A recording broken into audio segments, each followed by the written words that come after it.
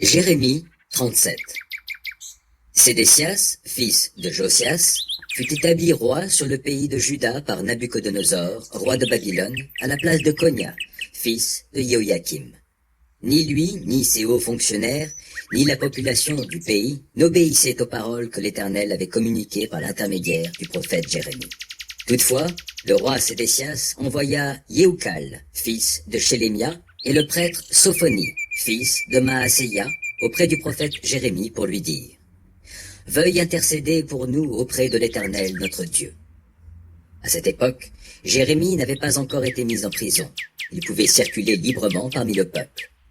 L'armée du Pharaon avait quitté l'Égypte. Les Chaldéens, qui assiégeaient Jérusalem, avaient appris la nouvelle et avaient levé le siège. Alors l'Éternel adressa la parole au prophète Jérémie en ces termes. « Voici ce que déclare l'Éternel, Dieu d'Israël. Tu répondras ainsi au roi de Juda qui vous a envoyé pour me consulter. L'armée du Pharaon qui s'était mise en marche pour vous secourir va rentrer chez elle en Égypte, et les Chaldéens reviendront attaquer cette ville. Ils s'en empareront et ils y mettront le feu. Voici ce que déclare l'Éternel. Ne vous faites pas d'illusions en vous imaginant que les Chaldéens vont se retirer définitivement de chez vous, car ils ne partiront pas. Et même si vous réussissiez à battre toute l'armée des Chaldéens qui vous font la guerre, et s'il n'en restait que quelques hommes atteints par les lances ou les flèches, chacun dans sa tente, eh bien, ils se relèveraient et mettraient le feu à cette ville.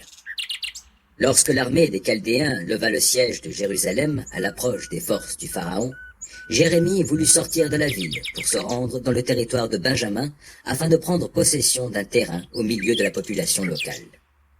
Et quand il fut arrivé à la porte de Benjamin, il fut arrêté par le chef de la garde nommé Yiria, fils de Shelemia et petit-fils de Hanania, qui lui dit « Tu veux passer aux Chaldéens ?»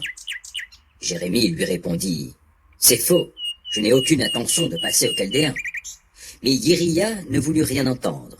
Il se saisit de Jérémie et l'amena au ministre. Ceux-ci s'emportèrent contre le prophète, le firent battre et incarcérer dans la maison de Jonathan, le secrétaire, qui avait été transformé en prison.